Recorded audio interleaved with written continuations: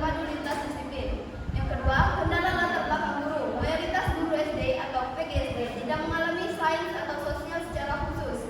Hal ini memicu kekurangan rasa percaya diri dalam mengajarkan konsep tematik terpadu secara mendalam. Yang ketiga, ada pembelajaran konvensional. Idealnya IPAS diajarkan melalui eksplorasi lingkungan, namun di lapangan masih didominasi metode ceramah dan buku teks. Siswa pasif dan hasil belajar kurang optimal. Next. Kolaborasi visual yang terstruktur. Yang pertama ada model kooperatif di PSDAD, mengurangi beban guru sebagai satu-satunya sumber informasi. Siswa didorong untuk saling mengajar antar anggota kelompok. Peran guru bertransformasi menjadi fasilitator yang memadu diskusi. Yang kedua, bantuan media poster. Memiliki kekuatan dramatik visual untuk memikat perhatian siswa dan merancang penghayatan materi. Mengintegrasikan berbagai subtopik IPAS, SDA, Hayati, dan non-Hayati ke dalam satu kesatuan visual sistematis. Adapun rumusan masalah yaitu apakah terdapat pengaruh penerapan model pembelajaran kooperatif di PSDAD berbantuan media poster terhadap hasil IPAS peserta didik kelas 4 SDN 46 Lubulingga. Tujuan dan manfaat penelitian. Pertama, tujuan penelitian mengetahui secara empiris pengaruh penerapan model kooperatif di PSDAD berbantuan media poster terhadap hasil belajar IPAS kelas 4 SDN 46 Lubulingga tahun ajaran 2025 dan sampai 2026. Manfaat teoritis memberikan kontribusi dalam pengembangan ilmu pendidikan, khususnya strategi inovatif pembelajaran terpadu di sekolah dasar. Manfaat praktis bagi peserta didik, meningkatkan hasil belajar, keaktifan dan keterampilan kolaborasi. Bagi guru, alternatif strategi inovatif dan efisien dalam menyampaikan materi terpadu. Bagi sekolah, upaya meningkatkan mutu pendidikan melalui variasi model dan media.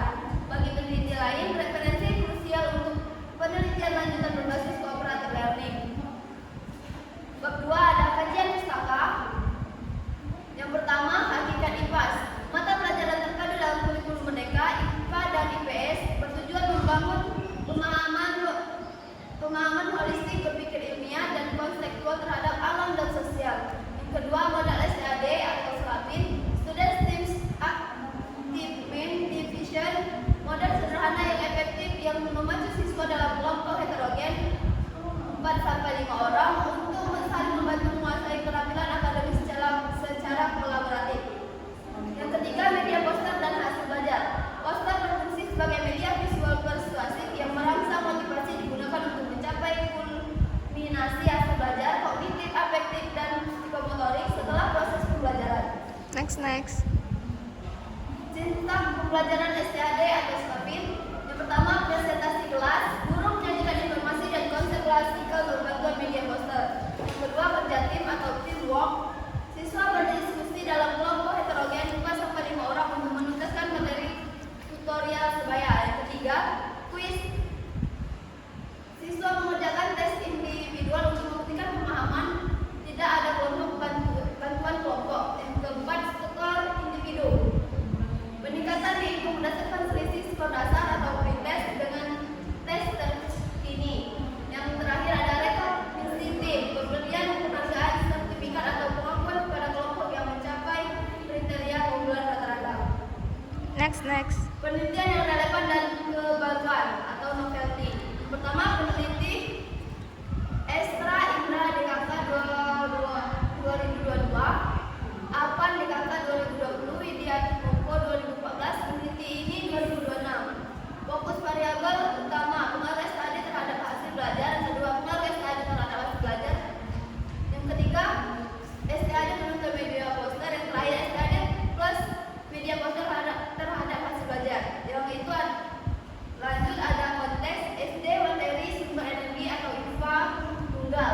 Kedua, SD dalam kurung mata pelajaran pejok. Dan ketiga, SD mata pelajaran IPA tunggal. Yang terakhir, SD mata pelajaran IPA terpadu kurikulum Merdeka. Next. Kerangka berpikir. Udah usah, langsung bab 3 bae. Banyak nian gila. Bab 3, metodologi penelitian. Desain penelitian pendekatan kuantitatif pre-experimental design atau one group test process design. Yang Pertama ada pretest,